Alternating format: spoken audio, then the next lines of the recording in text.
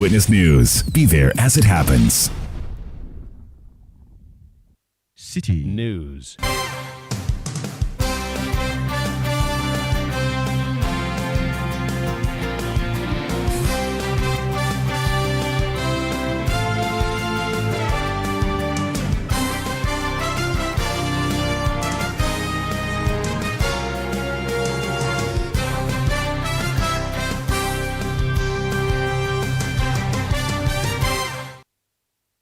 It's 17:30 GMT. This is Eyewitness News on 97.3 Citi FM. I am Umaru Sanda Amadou.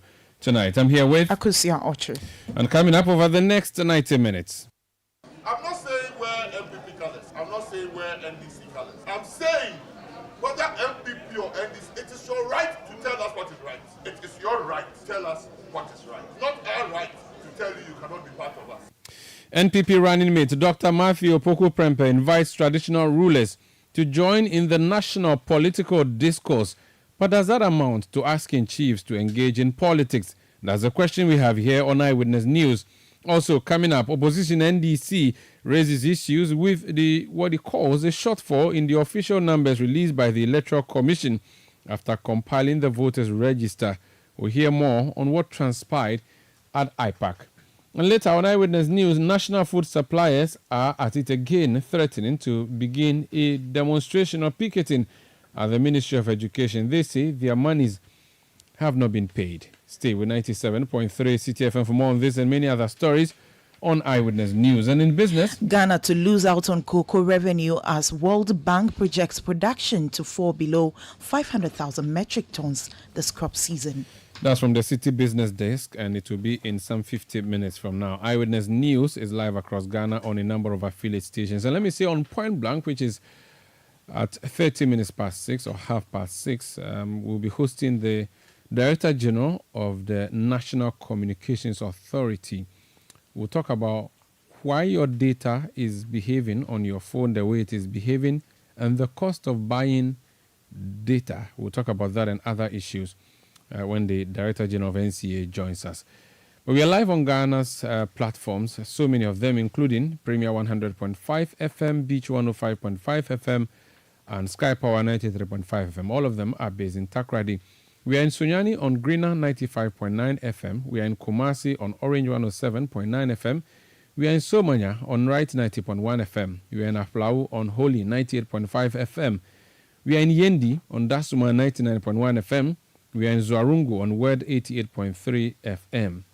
We are in Wa on Bugli Radio 88.6 FM. Do send us your messages on 0549 986 996 0549 986 996. You can also send your WhatsApp messages on 0549 986 996 0549 986 996.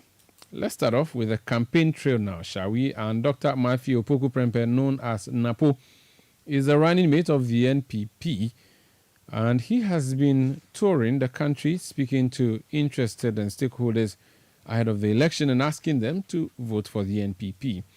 Today he met with the Nungwa Traditional Council in the Greater Accra region, and he spoke about the involvement of traditional rulers in the political affairs of the state. Let's listen to him, and I'll ask his spokesperson to clarify what exactly he meant by these words. Please listen. I employ every traditional leader, every elder, that this game called politics. Have you realized that the politicians have turned around and told you you can't do politics? If you didn't do politics, how did independence come? You started fighting from 1844. You fought and fought and fought and fought in 1948. It was only chiefs. Now, me and Afute Abo come in and we say, don't do politics.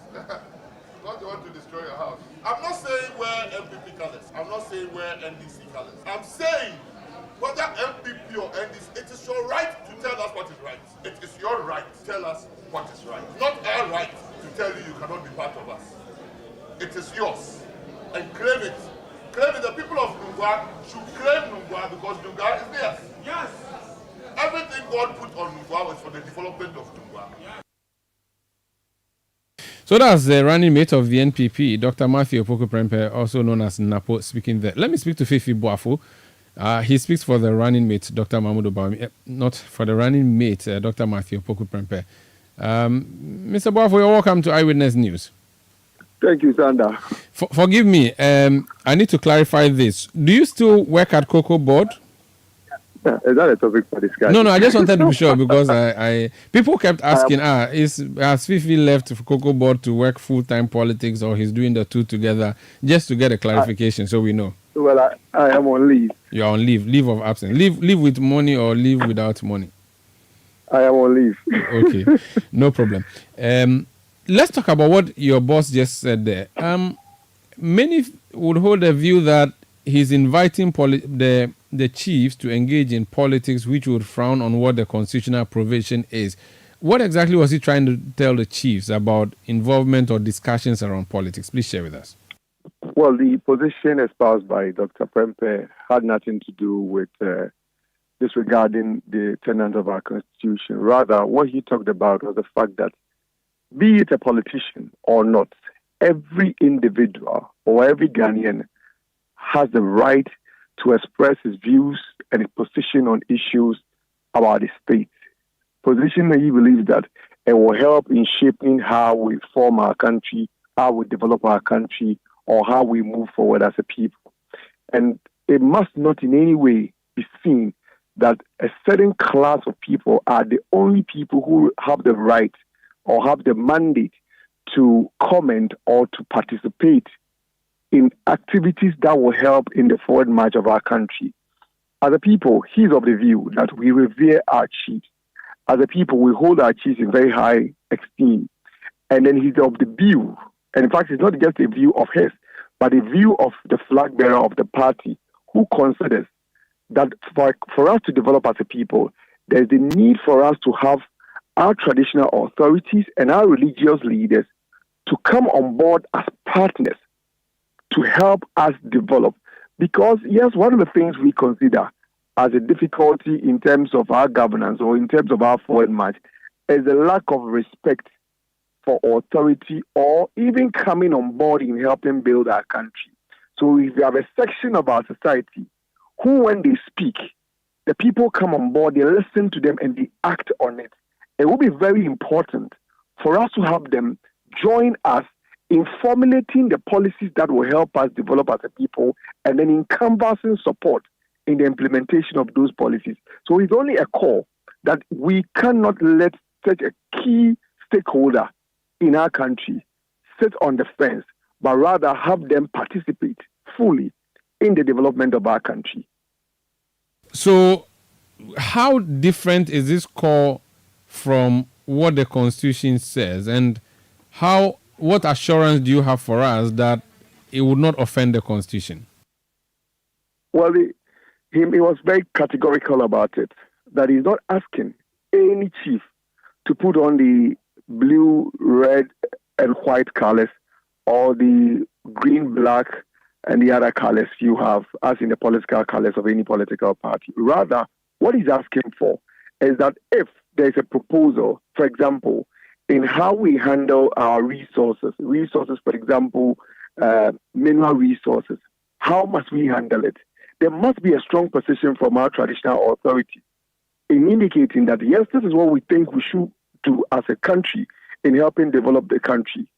He's of the view that, for example, the Constitution states that when resources are found in the land, the resources rest with the state.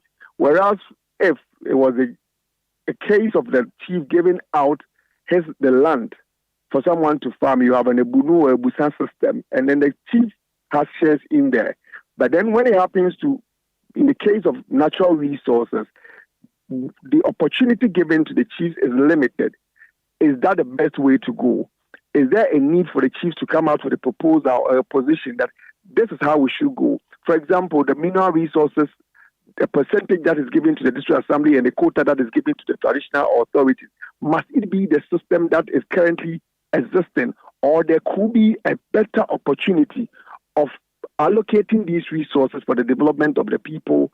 These are some of the things he wants us to look at as a people going forward, and not just limit everything in the hands of the political class who take the decision, who see to implementation, but rather as key stakeholders, their voices must be heard and they must be involved in the development of our country. Recently, you saw what the government chair did.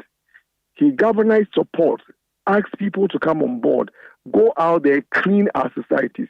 This does not in any way infringe on the constitution of our country, but rather it helps us in developing as a country. So, on the issue of free SHS, for instance, chiefs are free to come and say it's useless or useful. Those are the kind of things he wants us to be hearing, right? It is the chiefs, just like myself and yourself, have every right to express their considered view on an issue. Of course, we do not think that, or we do not in any way assume that the fact that someone is a politician or a media person, the person has all the knowledge in this world, and what the MPP MP or the NDC MP or a journalist on Citi FM will say must be what we will all follow. But rather, we should also give the chiefs the opportunity to come out and say that we have assessed the free SH policy. We believe that A, B, C, D must be an addition, or we believe that this rather should be taken out of the system and then implemented this way. They have every right. When they meet, they should come out with suggestions as to how we have to run policies like the free SHS, like the 1D, 1F, among others. And this, I believe, or this is the position of the flag bearer of the party, Dr. Bawumia, which is running mate, is espousing, that it should be the way going forward, that they are key actors in terms of our development as a people. What's the view, or there's a view that the chieftaincy institution is perhaps the only one that is uniting us now. Politics has certainly divided us, so that when there are vexed matters of the state, we often would go to the palace, maybe the Otumfuo's palace, where cool heads would usually be found, where we find solutions to a lot of our challenges. In fact, during elections, when people are on tenterhooks and issues become so entrenched, usually we go to the palace and get the solution there. Now that you are asking them to also be engaged in the national discourse, do you not think that they would then lose that privileged position of being the independent arbiters in a lot of our political issues, so that who would we turn to then when the politicians themselves have also started speaking publicly what they think of political issues, and that may taint them? Sandra, we unfortunately in the media space have allowed a situation where a view expressed is rather seen as a political view. The fact that our children must be fed in school, or parents' responsibility is to give them food to go to school, is a matter that concerns us as a people, and it has no political color. So if a chief is expressing an opinion, or if a collection of our prominent traditional rulers come out to say that this is our considered view on this topic, it is not a political view. It is a view that will rather help in shaping our country. You just indicated that these are persons we respect. Indeed, when they come out, it will help us in shaping the narrative, and it will not rather be considered that, well, this person speaking is NDC or this person speaking is MPP, for which reason I am only understanding what the person is saying from a political lens, but rather we shall see such comments as comments coming in to help shape the conversation and the narrative going forward. Someone has sent me a message that I should just read to you directly. He says that the politicians disregarded a lot of the things that the chief said. He says when Togbi Apede commented on the economy, it wasn't handled well by the politician. When the Domahini gave his opinions on national issues, it was not properly received. And that what you're already asking for exists in the laws. What is required is for the politicians to respect all chiefs, no matter the state or the taste of their opinions. This is a lawyer sending me this message. I don't know what your reaction will be to that in the conclusion. Well, what the lawyer is saying is not different from what I have said or what the Dr. Bawumia's policy going forward is recommended. In asking that our traditional rulers join in shaping our conversation as a people, is also asking that we must respect what they say and not encourage people to attack them or to belittle them when they express their opinion. Of course, when people express their opinions, it is also human that you have people who express varied positions to their opinion expressed. But this must be done in a very decent and respectful manner, such that when a traditional leader or a church leader has expressed a position, you do not go attacking the person just because you don't share the same position that has been espoused by the traditional leader or the religious leader. So yes, what Dr. Bawumia is talking about is that we should respect what they say, and we must not in any way stop them from making their views and their positions known. So yes, it is not in any way different from what we are discussing. What next for your boss? Is he also doing a national campaign, or is he just doing whistle stops in selected areas talking to stakeholders? What is your campaign plan? Well, Dr. Prempeh is only supporting or complementing the effort of his boss, Dr. Mahmoud Bawumia. As I speak to you now, I am on the campuses of Koforia Technical University. Today he has been engaging some traditional authorities, letting them understand and appreciate the position that his boss, Dr. Bawumia, intends implementing when he gets the opportunity, as bringing on board traditional rulers and religious leaders as major stakeholders in the development of our country.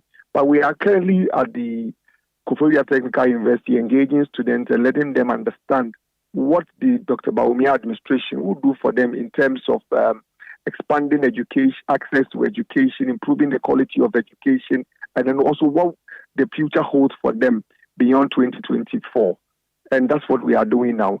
The campaign will continue. He shall continue engaging traditional rulers. He shall meet students. He shall meet identifiable groups. And then he will also be going to various communities, market women, everyone who must hear and understand the reason why they must go with the bold solutions being preferred by Dr. Bawumia. That message will be shared to that person. Very well. Wish you all the best, and thank you for speaking to us tonight. It's my pleasure. That's Fifi Boafo. He's a spokesperson for Dr. Matthew Opoku Prempeh. Dr. Matthew Opoku Prempeh is running mate to Dr. Bawumia in the elections of 2024. This is Eyewitness News on 97.3 Citi FM. More when we come back. Please stay. Eyewitness News. Be there as it happens. Oh, jump on now. Go. Gugomi, at what time will you come back where I don't hear the sound of your car? Why you buy new car? No, I not change my car. It be the same ride. It be the fuel way I change. Way one shouts it. Ever since I started using the all-new Excellium Premium Fuel, fortified with 3-in-1 action. Oh, Joe, now my car they run like electric car. No, it's so. This is the type of fuel where they want to. Because now engine they cost. Where they want for way if I buy it, it go protect my engine. And with the small way I buy, I go drive, sir. Absolutely. It's like strapping a turbocharger to your engine and giving it a protector. And what they bust my mind, Seth, be the 3-in-1 action, no? Excellium, they prevent up to 99% of deposit. It be anti-wear, some be anti-corrosion. Won't pay when I open them. Hey, so where can I find this magical fuel? Just head over to any Total Energy service station and your car will thank you. Hey, they make a finish my gobe fast, then rush go Total Energies. My friend, but why your hand my gobe inside? I give you info. Make a fill the gobe too small. Go. Excellium is designed to protect your car engine, decrease fuel consumption, and lower CO2 emissions. Don't say fuel, say Excellium. Choose Excellium, choose quality.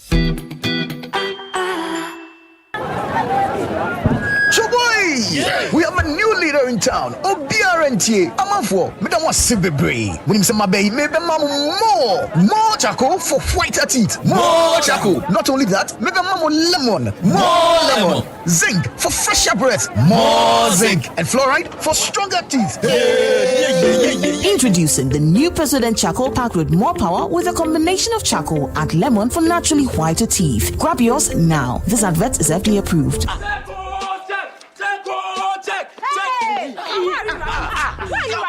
I am going to check my name and details on the voters register. What's name? What register? The Electoral Commission, as part of the preparations for the 2024 general elections, is conducting an exhibition of the voters register from Tuesday 20th August to Tuesday 27th August 2024 between 7 a.m. and 6 p.m. daily. Yes. Then I need to go and check mine right now. Yes. Check. You need to check your personal details on the register, and if need be, put in claims for corrections. You also need to know your polling station. You can also object to the inclusion of persons who are not qualified to be on the register. The name of your relative who died must be removed from the register. I need to go check for my name right now. Yes! Check. But you need to know the date and time too. Yes, towards the conduct of the 2024 general elections, the Electoral Commission will display the voters' register for public inspection. Make sure you check your details in person during the exhibition of the voters' register from Tuesday 20th August to Tuesday 27th August 2024 between 7 a.m. and 6 p.m. daily. Alternatively, registered voters can check their registration details on their phones by dialing *711*51# on all networks. Persons who have lost or misplaced their voter ID cards can go to the exhibition centers to check their registration details. Exhibition officers can help check their details even without their voter ID cards. A qualified voter may object to the name and particulars of a person on the grounds of being a minor, a foreigner, not of sound mind, impersonation, or not a resident of the area. Check. Your vote is your future.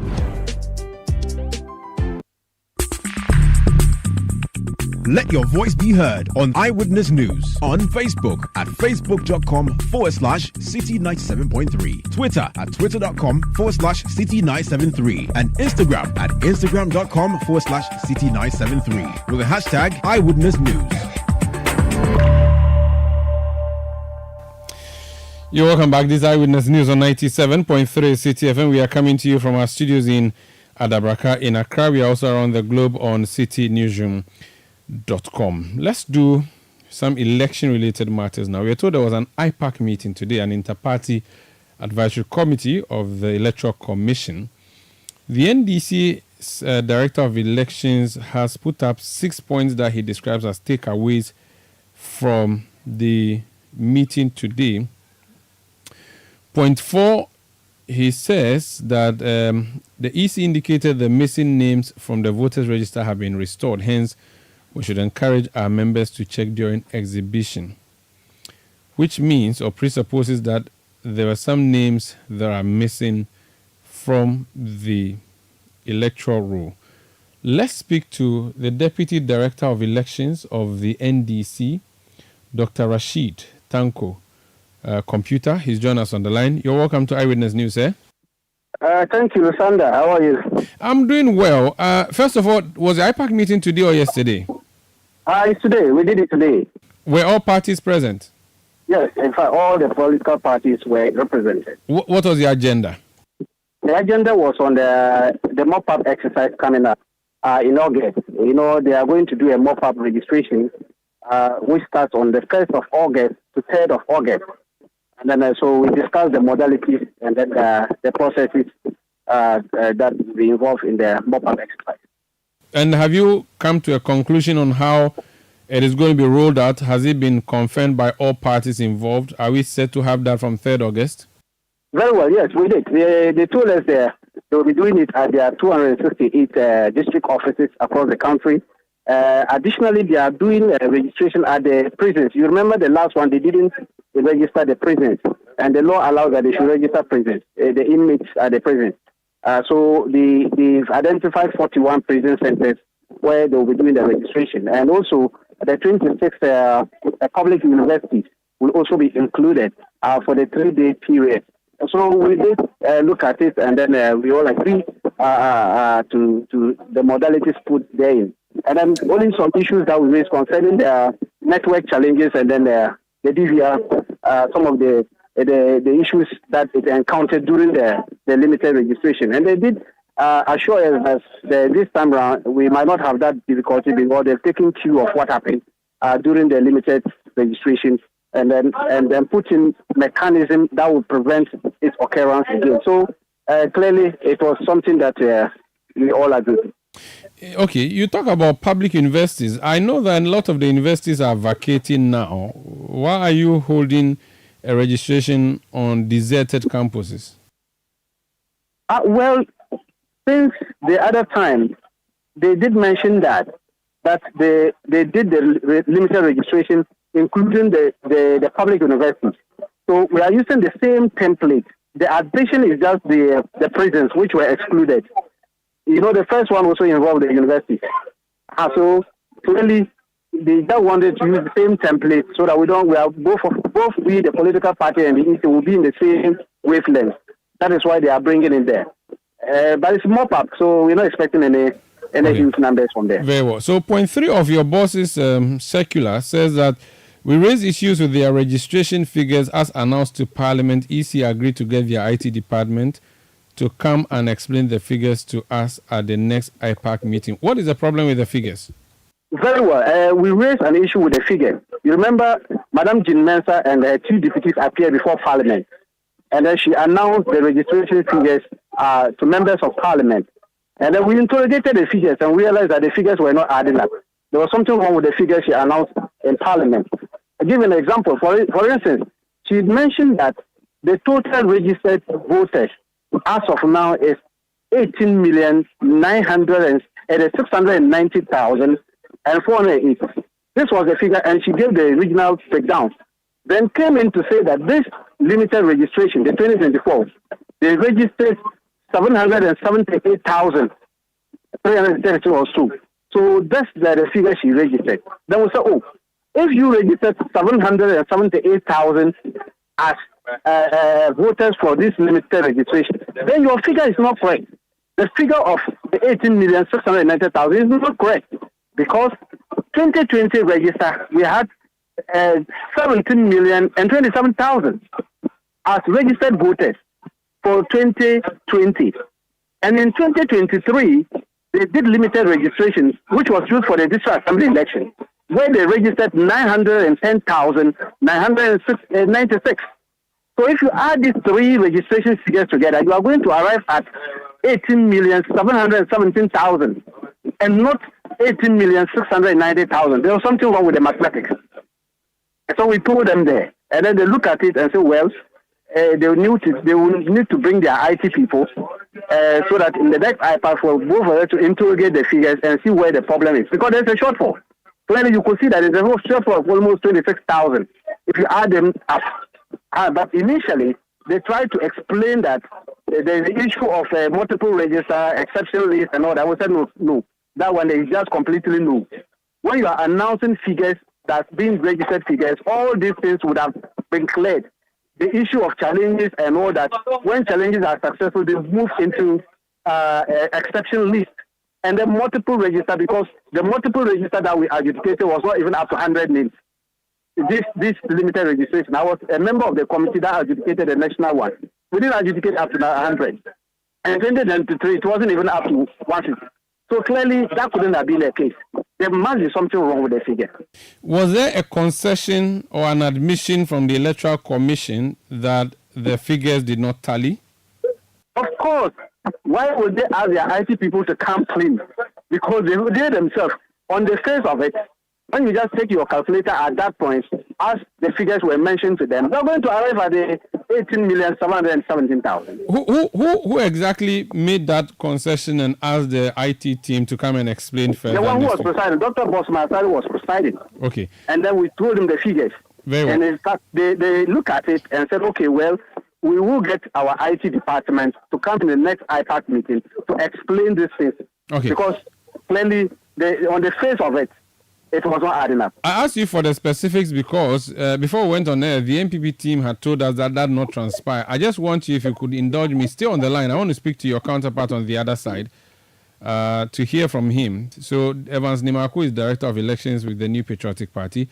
Evans, you're welcome to Eyewitness News. The Deputy Director of Elections of the NDC, in charge of ICT as well, Dr. Rashid Tanko Computer on the other line, has just said to us that the figures that the EC presented to you did not add up, and today at IPAC, the NDC raised issue, and it appeared that there was a number that was short. Then the IT team of EC has been told to come and explain that at the next IPAC meeting. Before we came on air, you said that could not have been true. Having listened to him say it publicly now, do you remember any such thing happening? Well, thank you and for having me, and good evening to your listeners. and possible viewers across the world. I think that in today's, to start with, I think you are talking to Dr. Rashid Tanko. I think but for computer in recent world, there wouldn't have been that third name. He's supposed to be the deputy to... Sorry. Let me get what you're trying to say. He's not supposed to be. He is the deputy to Dr. Mani Boama. His name is Dr. Rashid Tanko Computer. I don't know what exactly your point is. Dr. Rashid Tanko, what is this computer? That's his name. He said that's his name. What's your problem with his name? Yes, okay, so he that's his name, actually. So my brother, on a very serious note, today's agenda at IPAC was one, mop up of voter registration exercise. That the EC said this exercise is going to take place from 1st to 3rd of August in the 268 district offices, 26 tertiary institutions, and then 45 minus 4 prison centers.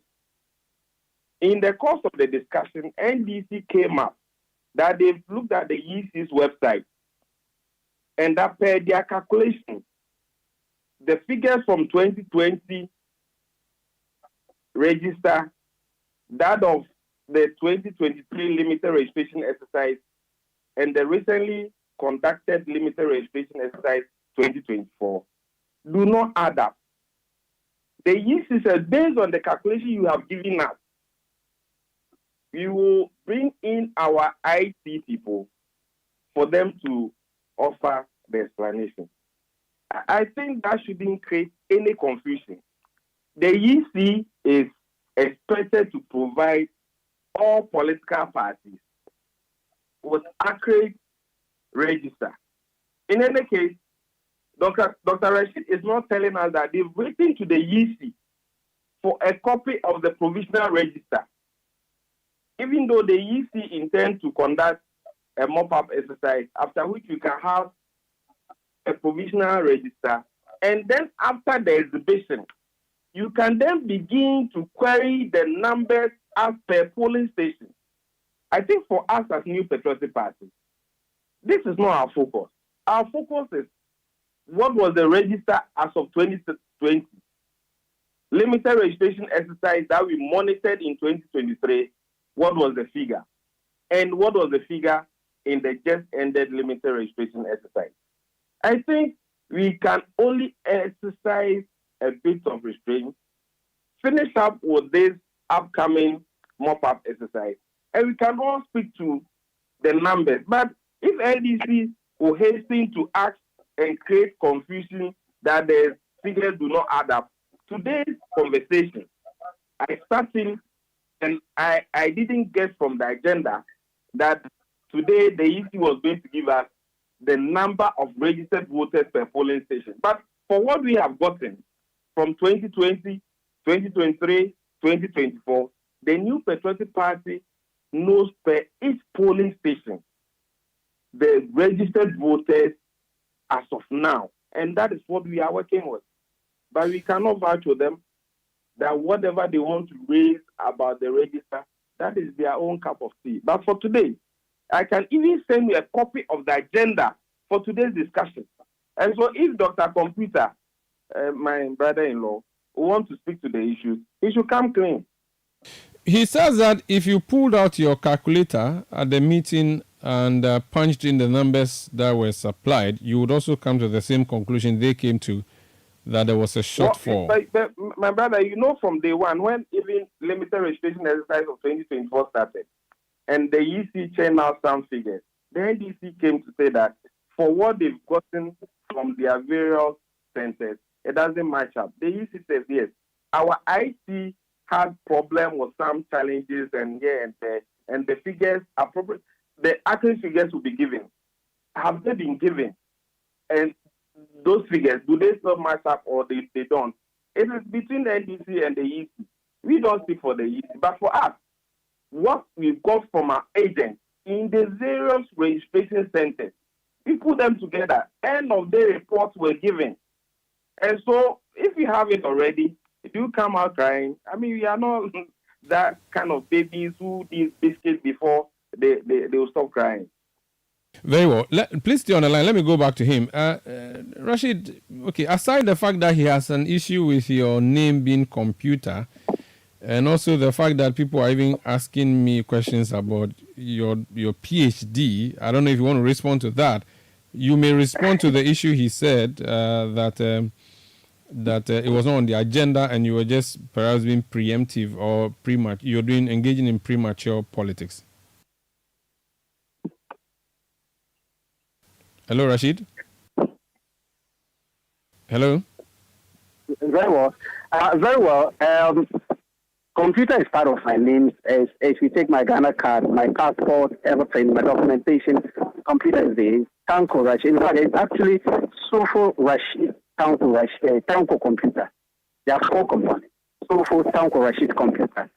Okay. But I hardly use the Sofo, so I always use the Tanko Rashid computer. Okay. But if you want to address me, it's actually going to be Sofo Tanko Rashid computer. Okay. That is why you see on my passport, my Ghana card, my voter ID card, everything of it, you will see the computer. And you are also PhD. Someone says I've been a lecturer for the past 30 years plus.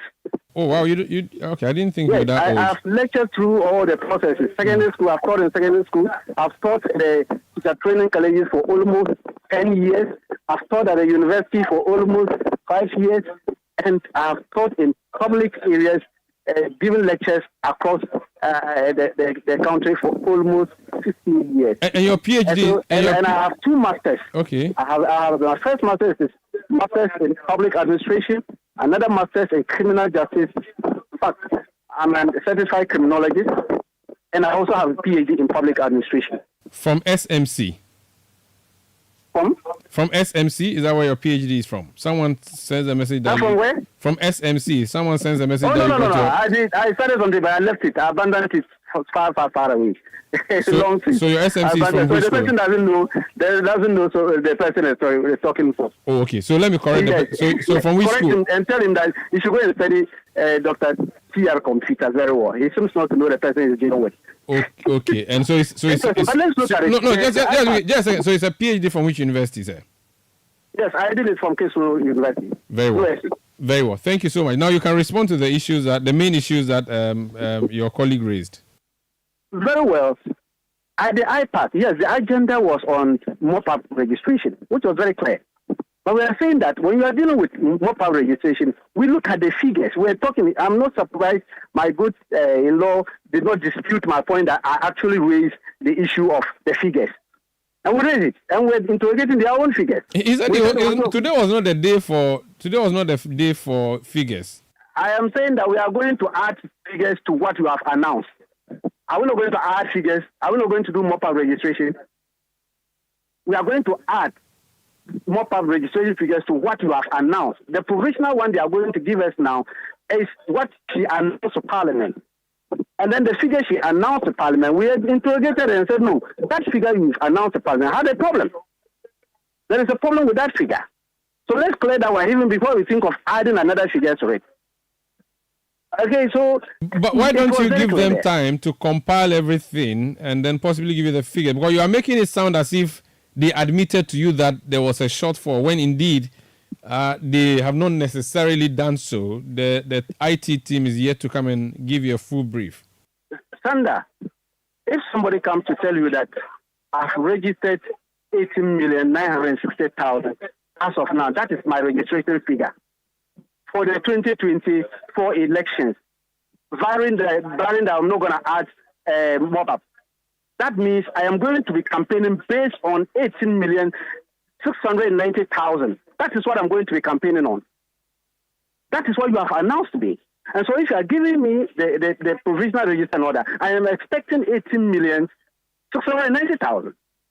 But when I go and interrogate the figure, and I look at your figure of 2020, look at your figure of 2023, and I look at your current figure of 2024, and I put them together, and I'm not getting 18,690,000. Should I fold my arms and say, no, it's not an issue?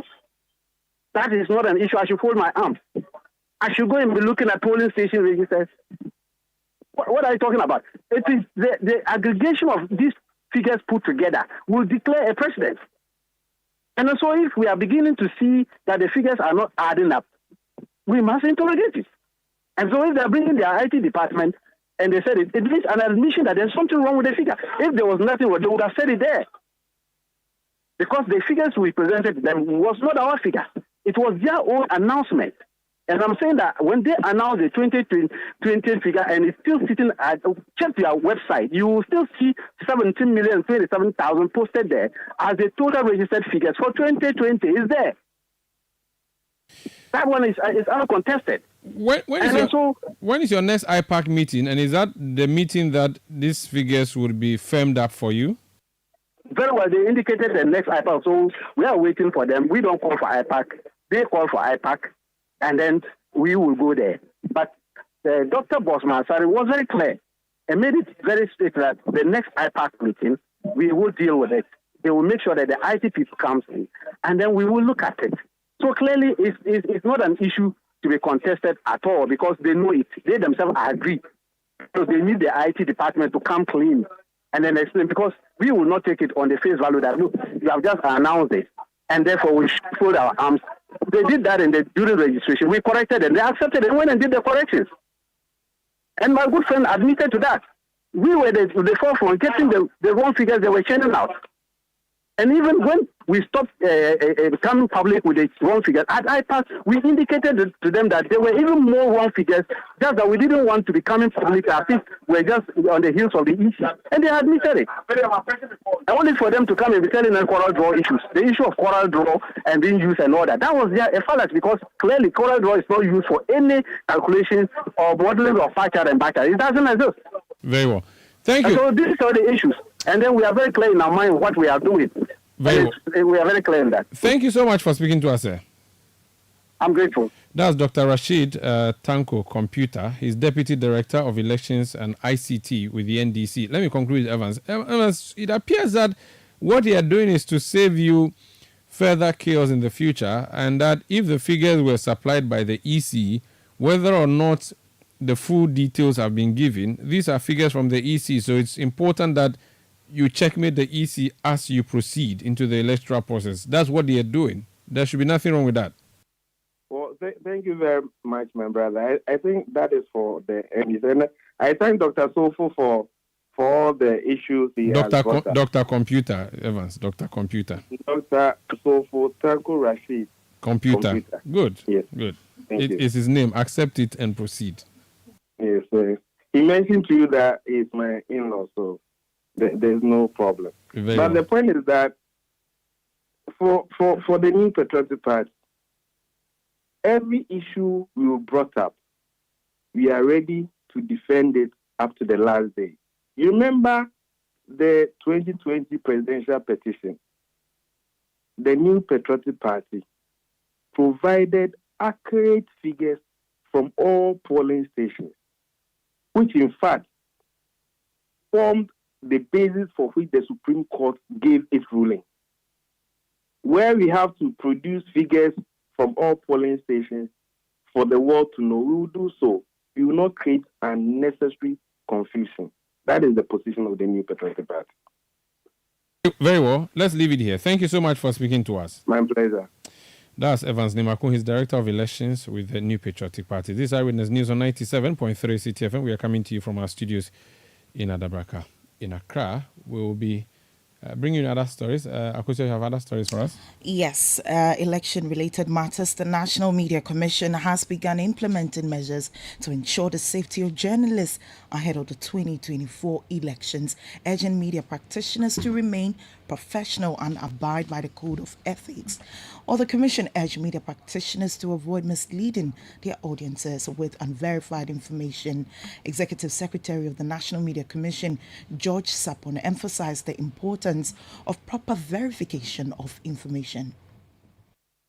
First thing that I will appeal to the mainstream media, now called traditional media, is that never ever replicate what you see on social media without establishing the foundations of it. Because the people in social media have not had the training that we have. And so when you receive any material on social media and you put it out, you are helping them to misinform us. And so it becomes very, very important as a first step that any information that you receive from social media, you cross-check and establish the foundation of it before you decide to broadcast it on your medium. Apart from the legal implication, because the position of the law is that there's no law that binds you from repeating anything on social media. So if you do, then you take responsibility for it. You know, that thing that crawl on the TV set, that these are the views of panelists and not this. It's a useless alibi. I mean, because if on your station somebody comes and says defamatory things about me, I will sue you. You heard that from the Executive Secretary of the National Media Commission, George Sapong. Now, away from that, the National Food Suppliers Association is threatening to begin picketing at the premises of the Ministry of Education over its unpaid debt in the coming days. Well, the association says the decision has become necessary as a result of what it described as government's deliberate attempt to frustrate the operational activities of the National Food Buffer Stock Company to the disadvantage of the suppliers. Now, in an interview with Citi News, a spokesperson for the National Food Suppliers Association, Kweku Amedume, called on the government to settle the 7 months debts owed them or face their wrath. Now money left, right, center, and when you go to confront them, they run away from the office. I bring the money to pay them. They did that thing without any explanations, and they are not available to give you excuses. And when you call them to the joint, so in my case like this, GCS has deducted almost 300,000. It's at 3 billion as an individual. You can imagine across all the suppliers, and without any explanation, Buffer Stock is deducting 3%, and a whole lot. We have written the letters that if you don't get them, you get the deductions. My Monday will be calling a press conference. The Ministry of Cement and the Buffer Stock and the Commodity Exchange are the two entities that procure the food on behalf of the Ministry of Education. So that was Kweku Amedume, spokesperson for the National Food Suppliers Association. Now, Chicken Man Pizza Man has officially opened a new branch on Ring Road in Accra. Well, the fast food franchise, which already has several locations, plans to expand further by opening 32 new branches across Ghana. Well, this initiative is part of their ongoing efforts to create more job opportunities in the country. Speaking at the grand opening, the Chief Executive Officer and founder of Pizza Man Chicken Man, Christian Bwachi Yadom, stated that the company is working towards becoming a global brand. We want to be a global brand. We want to take Pizza Man Chicken Man outside Ghana. We want to be the first Ghanaian food brand to represent Ghana in other countries. So that drives us to keep on moving. And the point is, we can't leave our country when we have not covered enough grounds in Ghana. So hopefully in the years to come, you'll see us in other countries. And lastly, whenever I see young Ghanaians like myself waking up with a purpose, this establishment has led to recreating employment to over 1,000 Ghanaian youth. When you see that, you get so inspired and you want to do more. So these are the things that drive us to continue expanding, because whenever we expand, we have to employ. Recently, there have been complaints of online scams regarding the brand. How true are this, and what steps are you taking to address them? This issue of online scam is a very sensitive issue. And I would like to use this platform to apologize to all victims of the fraud. We have been putting in measures to curb this, but I can say it's not enough. And some of these measures are beyond us. We are just individuals who are trying in a very small way to bring a stop to a national problem, I would say. So you may want to grab some pizza at the newly opened branch of Chicken Man Pizza Man. But that was the Chief Executive Officer and founder of Pizza Man Chicken Man, Christian Bwachi Yadom. Eyewitness News. Be there as it happens. Oh, jump on go the go. Ugomi, at what time will you come back where I don't hear the sound of your car? Why you buy new car? No, I not change my car. It be the same right. It be the fuel way I change. Way one shouts it. Ever since I started using the all-new Excellium Premium Fuel, fortified with 3-in-1 action. Oh, Joe, now my car they run like electric car. No, it's so. This is the type of fuel where they want to. Because now engine they cost. Where they want for way if I buy it, it go protect my engine. And with the small way I buy, I'll go drive, sir. Absolutely. It's like strapping a turbocharger to your engine and giving it a protector. And what they bust my mindset be the 3-in-1 action, no? Excellium they prevent up to 99% of deposit. It be anti-wear, some be anti-corrosion. Won't pay when I open there. Hey, so where can I find this magical fuel? Just head over to any Total Energy service station and your car will thank you. Hey, they make a finish my gobe fast, then rush go Total Energies. My friend, but why your hand my gobe inside? I give you info. Make a feel the gobe too small. Go. Excellium is designed to protect your car engine, decrease fuel consumption, and lower CO2 emissions. Don't say fuel, say Excellium. Choose Excellium, choose quality. When you want to eat, just Momo it. Tired of the long queues in the supermarket? Pay with Momo. When you really want that beautiful new blouse, just Momo it. When you want to get a trim and get fresh to impress you know who, just Momo it. When you need to pay your utility bills and domestic staff, Shani Momo. When you want to send love to the family back home, send some Momo. Join the millions of MTN Momo users all over Ghana and live life the brighter way. So just Momo it. MTN. Are you feeling tired after a hard day's work? Have you lost your appetite even for your favorite dish? Viral Blood Tonic is a nutritionally balanced, pleasant-tasting tonic fortified with iron and vitamins to boost your appetite and energy levels for high performance. Viral Blood Tonic, easy to take and good for the whole family. Viral from Danex Iting Starwin PLC. If symptoms persist after 48 hours, consult a physician. This advert is FDA approved. Eyewitness News. Be there as it happens. Get the details. Every significant financial transaction, every market movement, and all the policies that affect your business. Citi Business News. Be informed. Thank you for tuning in. This is Citi Business News on Eyewitness News. My name is Akosia Oche. The details now.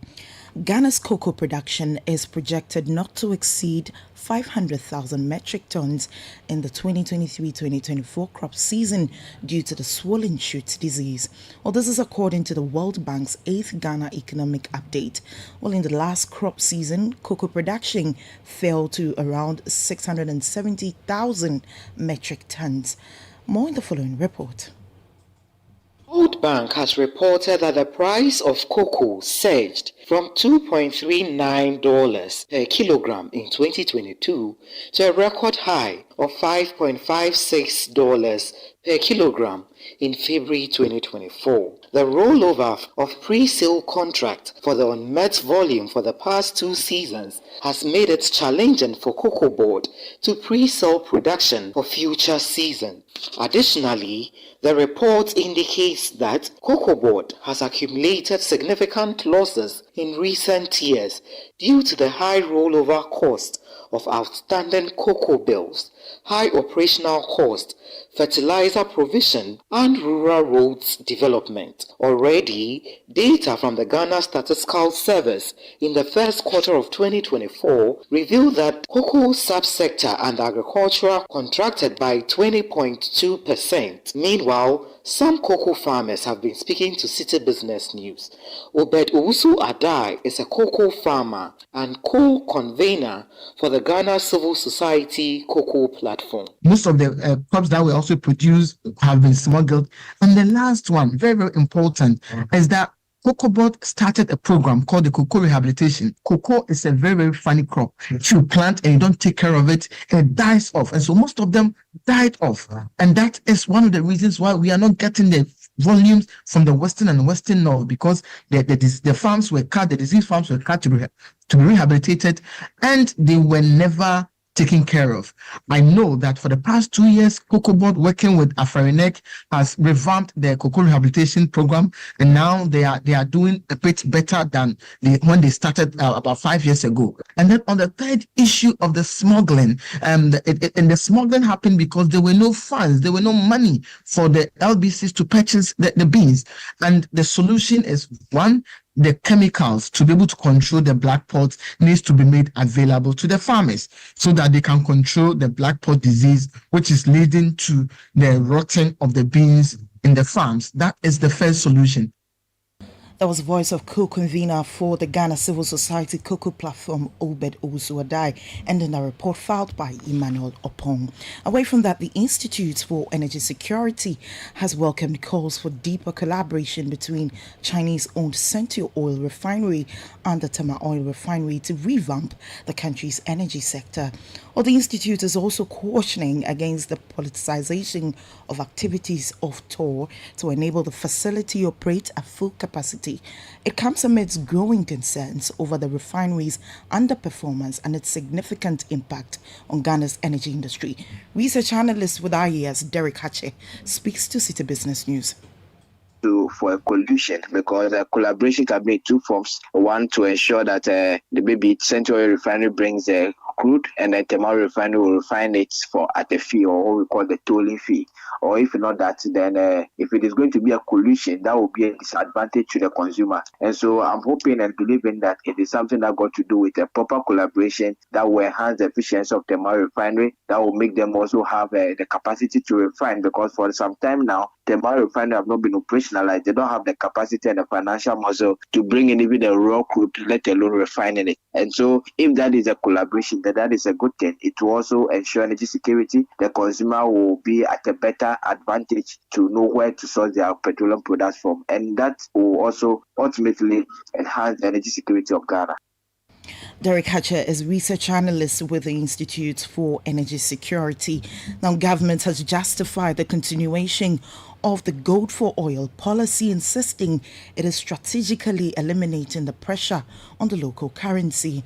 Or the 2023 Auditor General's report uncovered the absence of a formal agreement between the Bank of Ghana and the Precious Minerals Marketing Company, which was responsible for purchasing the gold.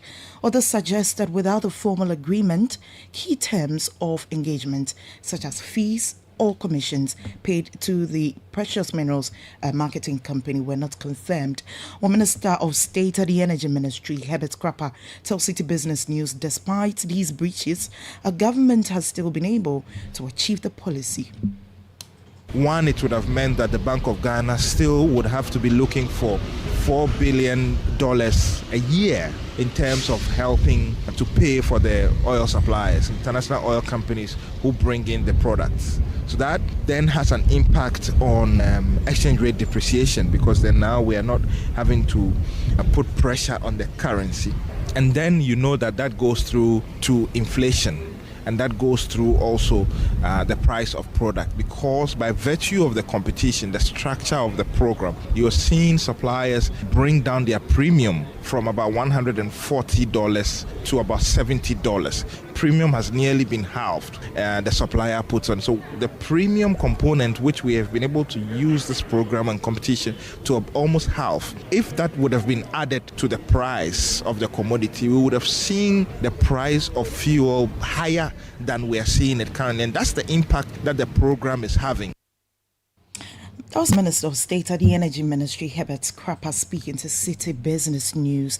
Finally, before we go, tax analysts are making fresh calls for the government to develop a policy framework that would guide the effective collection of taxes within the informal sector.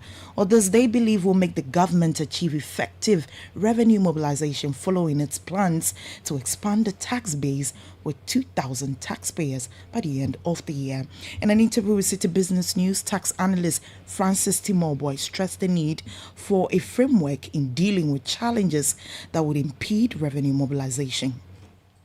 Everything is cash-based and there's no proper records keeping and everybody is moving up and down. Talk about those who do the hawking by the roadside, the watch sellers, the plumbers and the artisans. All of them are making huge sums of money, where if they were in the informal sector, they would have paid substantial tax, but because of where they find themselves and the way they are organized, it becomes quite difficult to tax their income. So for me, I think we need a clear and holistic approach, a very simplified approach to see how we can tax the informal sector. Identifying 2 million taxpayers in the informal sector may not be enough. After identification, what next? How do we identify their income? Consider the current system where we make use of the tax stamps, the vehicle income tax for commercial workers. That even does not even cover everybody. Take the Uber drivers. As we speak now, we've not had clear way of taxing both the drivers and the owners, commercial car owners. We're able to tax the owners of the commercial cars from their income with the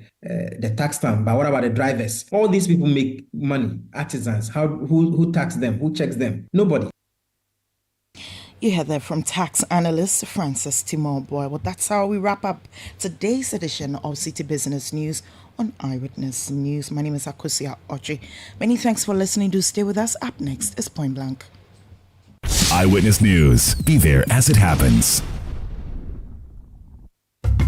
Attention, facility management professionals. Get ready for the event of the year, the IFMA Global Africa Conference in Ghana, August 1st and 2nd at the UPSA Auditorium, hosted by the International Facility Management Association's Ghana chapter. This is your chance to meet the world's top FM experts, thought leaders, and innovators. Immerse yourself in groundbreaking keynotes, interactive panels, hands-on workshops, and unmatched networking sessions. Explore the future of facility management in Africa's booming built environments. Don't miss out on the epic gathering of minds and ideas. The IFMA Global Africa Conference, August 1st and 2nd at the UPSA Auditorium. Be there. Proudly sponsored by Fides Group. To register or to sponsor, please call 0558 368 544. One of the best decisions you can possibly make at the start of your day is to tune in to the City Breakfast Show. Insightful, intriguing, intelligent, and informative. The City Breakfast Show offers an attractive alternative to the noisy mishmash of morning radio. Tune in to the City Breakfast Show for passionate discussions on issues that matter and enjoy interviews where duty bearers and decision makers have their feet held to the fire. The City Breakfast Show airs from 6:30 a.m. to 10 a.m. every Monday to Friday, only on 97.3 Citi FM. Are you a builder, contractor, or homeowner with a passion for quality? Look no further. At Yale, we pride ourselves in trusted security and quality hardware for doors. Visit our showroom on 11th Lane Street in Accra, Ghana, and discover the world of Yale door hardware handles and locks. At Yale, we understand your need for security and the desire for elegance. Our products not only protect your loved ones, but also add a touch of sophistication to your home or business. Whether you're renovating your space or crafting a new masterpiece, Yale is your trusted partner with a history of 180 years of innovation. Come on down to Yale today. Experience the perfect blend of security and style with Yale. Yale, where security meets style.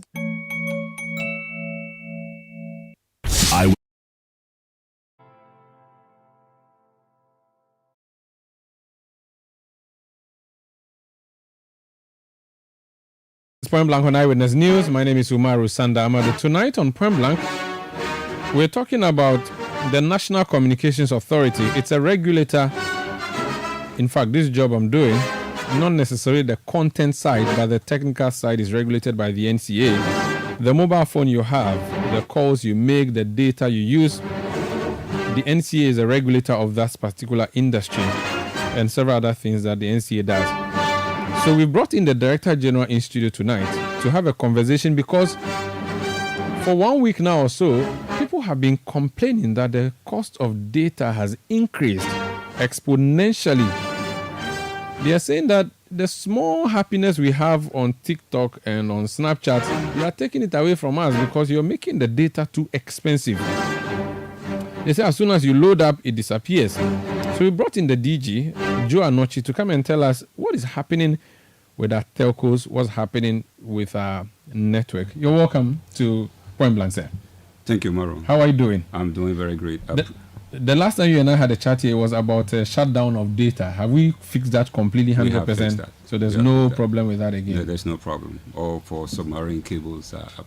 I appreciate that. And have we done like some backup with the anticipation that this one never again? Can we say never again? It's difficult to say that. Okay. But I think the resiliencies that we put in place, we are very much confident that in event we run into a situation like that, we'll be much more prepared. Okay. Let's talk about the more current issue. There's like some demonstration happening on social media. And the irony is not lost on us that social media is, you need internet to go on the social media. The people on social media complaining that they cannot have access to the social media because of the cost.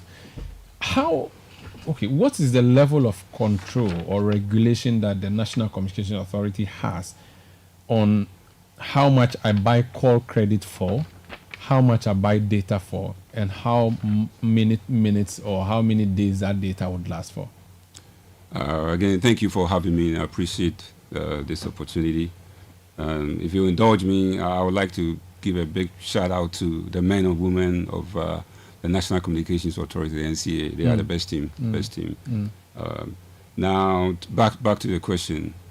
So the question is, what impact or what is NCA's role in the cost of data? Maro, that's actually a great question, and I'm privileged that I'm here too. Now, Ghana deregulated telecommunications in the mid-90s. Anytime you have a deregulated market, it just means that market forces run the show. The same is true with the downstream petroleum and many other sectors within Ghana here. So deregulated means government cannot say this is how much you should sell petrol for. Exactly. And so you cannot also say how much you should sell a gigabyte of data for. Exactly. So within the context of our laws, the law is very specific that when it comes to tariffs, the market forces runs it. It is very, very clear that it is very open, very, very competitive, unless any of the players is deemed to be a monopoly, or any of the players is regulated, which in this case if the entity is an SMP. So without that, it is the same. The non-SMP, non-regulated entities, they set their prices. They send it to us for review and approval. The regulated entity also, based on certain remedies, conditions that we have set in place, they will have to send their prices to us for us to review. So that's how it works. So just so that we are clear, it's not NCA that sets the prices. NCA doesn't do that. Okay. It's the market forces. Is very clear. So each telco is allowed, or MNO is allowed to sell the data for the level they want to sell it at? Exactly. You don't have a cap where you say. So I think in the petroleum sector, it's deregulated, all right, but I think they have a cap that they work with. So you can't go beyond a certain amount, or rather, you can't go below a certain amount, one of those. Do you have something like that where you cannot sell below or cannot sell above? Do you have something like that? Not for the non-SMP players. The SMP player cannot, as part of the remedies, cannot be the lowest in the market. It is all to protect the market. But the rest of the players, you just determine how you want to. But because you are in the market, so you can't just be pricing anyhow. I think we can't have this conversation without first explaining SMP. SMP is something that has been going up for a while now. It's something that you announced some 2 years ago. 2020. Good. So 4 years now. Yes. But we are still not clear on this, your SMP thing. What is the SMP? Thank you again. What is the SMP? There's a textbook definition, but I'll try and stay away from it. And if you indulge me, I will quickly. I would like to use one of the pastimes in the country here, like football, the Premier League.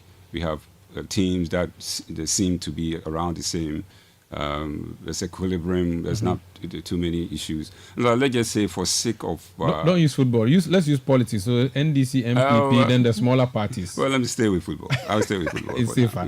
That's a very safe. Now, choice. let's just say, for the sake of illustration, explanation.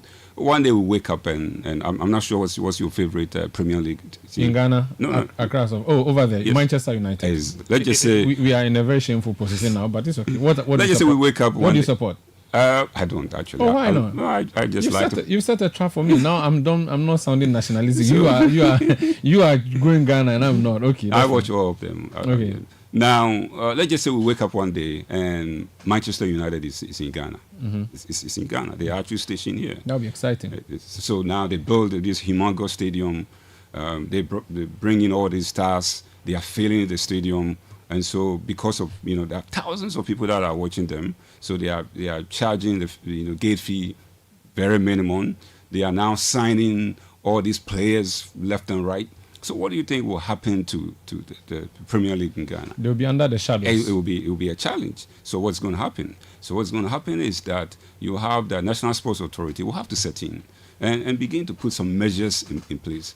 And one of the measures in saying that you, Manchester United, that you have come to Ghana, we're going to call you a significant market player. That's just a tag, right? Now that we have called you a significant market player, now we're going to put these conditions in place. Number one, if you want to sign any of the Ghanaian players, you have to reach out to the Ghana Sports Authority to get approval. Number two, you can't set a gate fee without getting approval. And you put all these conditions in place. So in the context of telecommunication, a significant market player is any entity that is dominant enough that they can have effect on the equilibrium of the telecom market, meaning that they can price below cost because of the sheer volume of the dominance. Let's pretend the telecom space is a pie chart. What is the pie chart? 360. That's too much. Let's use up to 100%. Yes. What percentage of the market is this significant market player holding? Now, in Ghana here, we have the National Telecommunications Policy, NTP, NTP 2005, and it is said that at least 40%. So if you have a market share of at least 40%. But what's the practical one? An MTN is the SMP here. What is their market share? Right now, it depends. It depends on the voice and the data. Let's use data. Yeah, data is a little above 80%. Over 80%. So the remaining ones are sharing the 20%. Exactly. Yes. So you're saying that they are the class prefect or they are the master of the class. And so even if they sold data for 1 cedi, they are still going to do fine. Exactly. So in practice, you're saying that if you do that, you overcrowd the others. Exactly. Yeah. Okay. The question would be, if I were MTN, I didn't ask the other people to sleep while I do this. In fact, MTN entered this territory when we had our own state-owned One Touch owned by Ghana Telecom. When MTN came then as Space Phone. Even before then, there was Buzz, which is now changed so many years now into becoming 80. If I came into the market and at the time we all started afresh, we all had the same start, and I have sprinted and I've gone so far, why are you asking me to slow down my pace when what you want me to give to your customers is quality at a cheap rate? If I'm giving it to them, allow me to do that. Why are you asking me to slow down and wait for others to catch up? That is not fair based on if I were a player and you've described me as SMP. Now, the National Communications Authority, the Act, 2008 Act 769, one of the functions of NCA is to ensure fair competition. Are you with me? So that's key. The premise is that you have to have a fair competition. In fair competition, I can go and buy the SIM card of any network I want. But then there are also the Electronic Communication Act, the 775, which is also very clear that whenever you see situations like that, where an entity or multiple entities become dominant, that they can affect the running operations of the sector. So are you with me? So it's not, MTN hasn't done anything wrong in becoming big, but then the system have to have checks and balances in place, that if you see these signs and you don't tag that entity as SMP and now begin to put measures in place to correct. So the effect of SMP is not only today, it's over a period of time. You are correcting the issues that have come up. If you don't do that and you allow the market to run the way it is, the dominant player by virtue of the sheer size will begin to run everyone away, and you end up with monopoly back to the early. What if I blamed you, NCA, for these giants that we have created? You possibly slept on the job and watched this happen all these decades, and you just joined, I mean, maybe less than 10 years ago, but this is something that has happened over the decades. You sat and watched as a regulator for this guy to grow so big, and then you are now asking him, slow down your growth. You should take the blame, not us. The customers should be suffering from that. I think I beg to differ from that. Okay. There have been several players in the market. I think the common denominator of all this is investment. The entities have to invest, and others haven't invested. And you know, when you don't invest, obviously, you know, you begin to shrink. I believe, I think I mentioned the last time when I came in here that during the submarine shutdown, when everyone went down and Telecel and AT, had invested in. AT was one up within a weekend also. They've signed up about 100,000 subscribers. So it's all about availability of infrastructure. It's all about the quality of services. Not the regulator doesn't invest. It is the entities that are making money here that have to invest. Okay. But over the period of time, that had not happened, and so they begin to shrink. So what is the rule or policy or principle on SMP pricing? Are they stopped from pricing at a certain level? So the rule here is that if you are tagged as SMP, based on the remedies that we put in place, number one, you cannot be the least priced. Okay. You cannot do that. Again, if the concept here is that if you are the least price for data and voice call, data and voice, if you are, then what's going to happen is that, you know, subscribers will move over to you, and it creates the imbalance that we are trying to fix. We also have what we call the asymmetric interconnect in favor of the non-SMPs, meaning, you know, if I'm Telecel and you are MTN and I call you, at some point there's reconciliation as to how much each one of them is. So you actually pay less. And there are a few other remedies that we put in place just to ensure that we will address the imbalance. Again, the key point here is, you know, tagging an entity as SMP is just step one, right? In some other jurisdiction, when they tag them, it takes maybe a year or two or multiple years before they begin to put their restrictions, right? But you have to do that. If you don't, you know, it's just going to go the opposite direction. So your restrictions are that MTN, you cannot charge data below the other telcos. Yes. You must always be the most expensive. Not necessarily. So that you don't become attractive. Not necessarily. So, in fact, if you look at the tariffs we currently have, most of the time, you know, MTN is in between AT and Telecel, most of the time. Okay. There are other remedies we have in place, like national roaming. I'm not sure you heard about national roaming. Again, remember, part of the issue we are trying to address is ensure wider coverage for these non-SMPs. And so we are saying that, hey, if there are areas in Ghana here where any of the MNOs have service and neither one can latch on, so we requested MTN to allow national roaming, and right now all three telcos are doing national roaming. So you could literally go to your village where maybe you are an AT customer or Telecel customer, they might not have presence there. And if MTN is there, you can latch on, right? That's so they'll use their towers, or they do what? They use their towers, yes. Are you not being unfair? Oh, it's all part of... we are competitors. But it's not for free. No, it's not for free. I mean, they are charging them the same way they would charge anyone else. But it also helps. So that everybody would have access wherever they are. Exactly. So you're looking more at the national side of things, or for the citizens. Exactly. And there are some places that MTN customers will go, and assuming MTN is not there and tell us. So they can then latch on to the other ones. They can latch on. Then you should take blame for the high cost of data in Ghana. Okay. Do you? Well, let's speak about that. Mm-hmm. So just to let you know, for the year 2024, there has not been any tariff, right, change, tariff increase in Ghana here for the year 2024. No, so which rate are we using? 2023? It's mostly 2023, right? So are we comparing with? Are we doing a sub-regional comparison or a regional comparison? And how are we doing against our regional and sub-regional neighbors? So let's first address that. So the tariffs that you see today are tariffs as of, in the case of MTN, I believe maybe in November of last year, the Telecel and AT maybe October or so.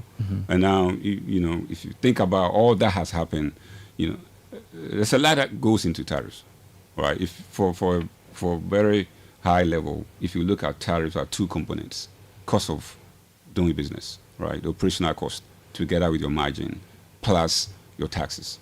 The taxes you can touch, right? But the operations has several variables. You have electricity, you have water, you have the cost of labor. So that's the price build-up. That's the price build-up. So and there's a basic rate, which is what they charge, and then we pile it up with the taxes, the utility tariffs, and all that, and that's what brings it up to the level it is. Exactly. Is there a figure that we work with?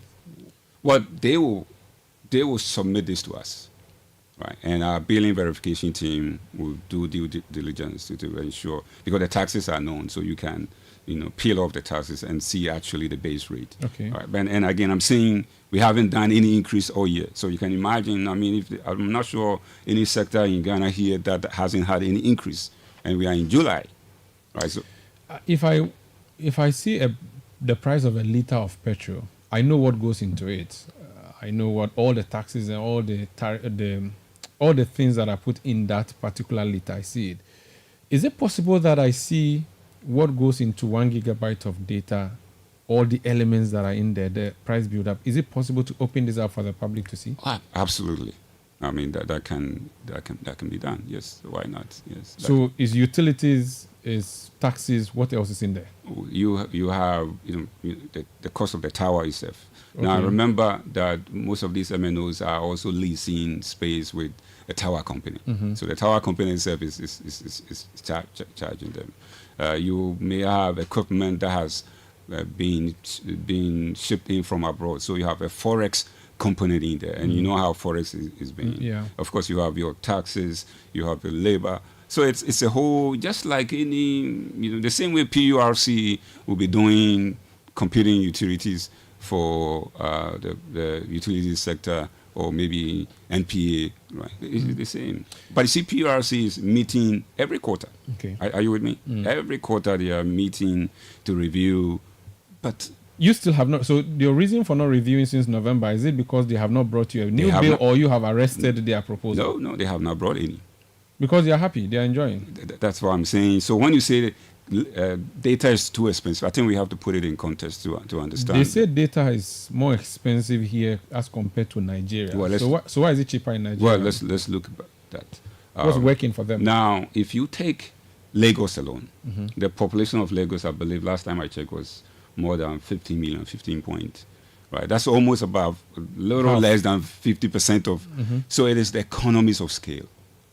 If you are a telco in Nigeria, the sheer numbers, because that's all work into the operational cost, because you have a volume, millions of subscribers, right? And so that's one of the reasons why, in fact, it's actually a key reason why the cost is less. I bet you if you go to India and China, the same. The volume is such that, and that's why I should have done this research, but let me still ask you, maybe you can volunteer the information. Do they have an SMP kind of thing in Nigeria?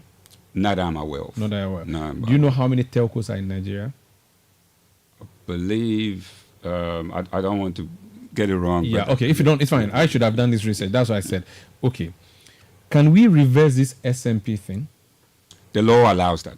The law says that. So reverse it there, so we can have. No. The law freedom. says that at some point, if the conditions that led to the SMP doesn't exist anymore, it could be reversed. But Now, it will always exist. Now, what we've been doing is we've been continuously reviewing SMP, continuously. Even this week, the board has met, the team has met, and we have a big review coming up. And so you take all the conditions, the remedies one by one, and then you make decisions. But again, we are acting in the interest of Ghanaians. Remember, the law enjoins us to ensure that it's fair competition.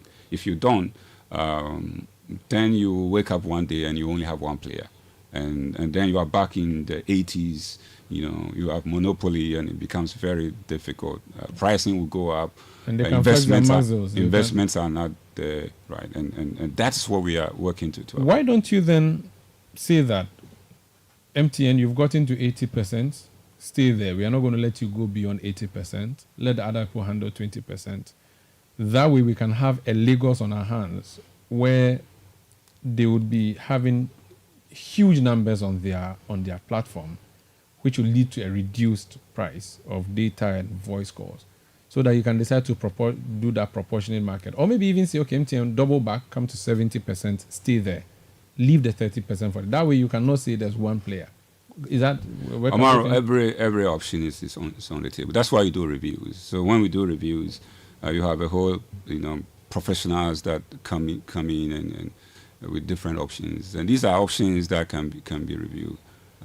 But certainly, like I said, we are doing all this to ensure that we have a healthy competition, a healthy telecom market. We have players that are competing and giving consumers the best choice. Okay. I put on Twitter, now known as X, that you are coming on the show tonight, and I asked people to send me questions they want you to answer. There's a man called, I don't know if it's a man or woman, Short Boy, that's the name. So many questions. He has listed so many. Let me ask you some of them. Are there plans to incentivize telecom companies to reduce data prices, and what incentives would there be? Yes, and we began some of them. Well, one of them is the new entity that we have licenses, the NGIC, to provide open access, career-neutral infrastructure, right? So their job is a wholesale. So the beauty of this is now if you have AT or you are Telecel, you don't have to go buy towers. You don't have to go, upgrade for 5G. You are buying bulk traffic from them. Okay. So your cost of production actually goes down, which means that when you are computing, your tariff, right, the tariffs will go down. So that's one of the innovations that we believe we have done, where we believe that it will bring down the cost of data, because entities will now, the cost of production will go down, because it's another entity that's giving you bulk. Okay. Salazar, he says, would data prices go down noticeably, or do they intend to roll out 5G with these current data prices? What's the answer for that? The answer to that is data prices are expected to go down, especially again with NGIC, wholesale, career neutral, open access. Now AT, now Telecel, now even MTN, they will just buy bulk. They don't have to upgrade the towers. They don't have to buy new equipment to provide 4G and 5G, because another entity is doing that. So data price will go down when? They are supposed to launch the last quarter of the year. And going from there, begin adding more towers. So we should be hopeful that by the end of the year we see some. I think we should. Maybe in the last quarter we should see something. I think we should be hopeful. Yes. Ike Einu Tewia says, tell him they should just reduce data prices and no comparisons. Okay, he's not even interested in listening to you. Niama B. Kote says, kindly ask him why the NCA instructed MTN to charge us 8% in the form of cash when we deposit into our merchant accounts. Is that something you can answer, or is it a BOG thing? That's a BOG. Okay. Okay, someone has sent a question in my inbox and asking me, that's Sami K, says I should go to our inbox. Professor of KNUSC says, does he buy data bundle I'm not sure you need to answer, of course. Everybody buys it. Nikwe says, what type of straw do they use to suck the data from the phone? Like the thing runs away fast. What's happening? The thing is expensive. On top of that, it's also disappearing quick. I think we should look into this. Now, part of the work of the billing verification team is we do post-implementation verification, right? Both voice and data. For the voice part, we will take all the tariffs that has been published, right, and we load it into our system, and we simulate a call from A to B, and be able to check whether the tariffs as published are correct. We do the same thing for data, and Amara, I'm telling you, we haven't seen this situation where data is being sucked. I think what is happening mostly. People will have to check their phones. Oftentimes, we have so many windows open, and typically when you look on your phone, you only see the one window. But honestly, we only background apps. Exactly. And remember, each one of these apps is connected to a device on the cloud somewhere. Okay. All right. So you will have all these apps. Taking up some of your data without you knowing. But if anyone has any issue with data being sapped, please reach out to NCA or the telcos. George says this SMP thing must be reviewed ASAP, Charlie. You've already said that it's a continuous review kind of thing. But if we want you to scrap it, should we hold placards, come and demonstrate in front of your office so you can... Well, the question that you will ask yourself is, how do you ensure fair competition when you have dominant player? Because these laws were done to protect you, the consumer. And again, SMP is looking way ahead, whereas you are looking only to if you don't do that, you end up in a situation where someone is so dominant. I just gave you the analogy. If you happen to have Manchester United come in here and you don't regulate them, they will collapse the Premier League. I see. Because everyone's doing it. There's a question now, you can see it yourself. It's a listener from Teshi. He says, please ask your guest why MTN was not given the 5G license. Again, one of the challenges, Omar, that's actually a good question. One of the challenges we currently have with this whole SMP or even data is the way the 4G was given. The 4G was auctioned, right? It was auctioned, and at the time, only one entity could have it, which was what? MTN. Capacity. Exactly. So once MTN had the 4G, then everyone else couldn't do much. So you cannot actually do the same with the 5G. If you just give it to an entity who is already dominant, you are literally collapsing the telecom. So this is all part of the SMP thing? It's not part of the SMP, but it's forward thinking, it is progressive thinking. And that's what the industry is looking at. How do you ensure that there's equity in terms of the participation? So what is going to happen tomorrow is that at the last quarter, when NGIC roll out 4G, 5G shared infrastructure, every one of the MNOs will be able to offer 5G, right? AT will offer 5G, Telecel will offer 5G, MTN, anyone, if they elect to participate. Whereas if you decide to auction, only one, right? Only MTN could be able to do that. So it's actually forward-looking. It is a progressive thinking. Helping to ensure there's equity and stability within the telecom market. Finally, it's an election year. I always like to ask you this. I spoke to an NDC executive last week or so, and he said that for some reason, whenever he's doing interviews, his call keeps dropping or the network is not good. I want you to speak directly to all political actors that you as NCA, we should not expect any interference from you in this election. I'm not sure what you call interference, but in the first place, number one, I want to assure you that the NCA doesn't even have any device or devices to interfere in communication. NCA doesn't have that. And you will not? No, NCA doesn't actually have that. It's not in our books.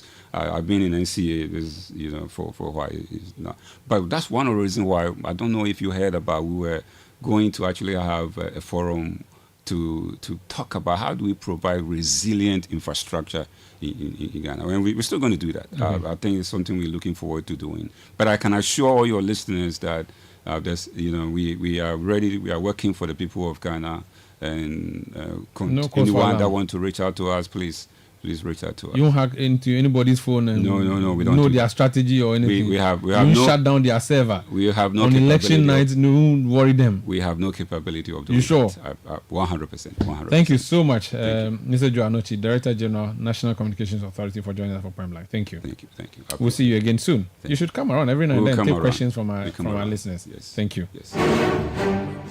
Dr. Joe Anochi. So, forgive me. Yes, Dr. Joe Anochi. Yes, apologies. So, he's Director General of the NCA. He was our guest tonight on Point Blank. I hope your questions have been answered. If not, we'll try and put an invitation again to him to come and answer more of the questions as they come through. My name is Umar Rusandamadu. This has been Eyewitness News. Thank you for listening and have a good night.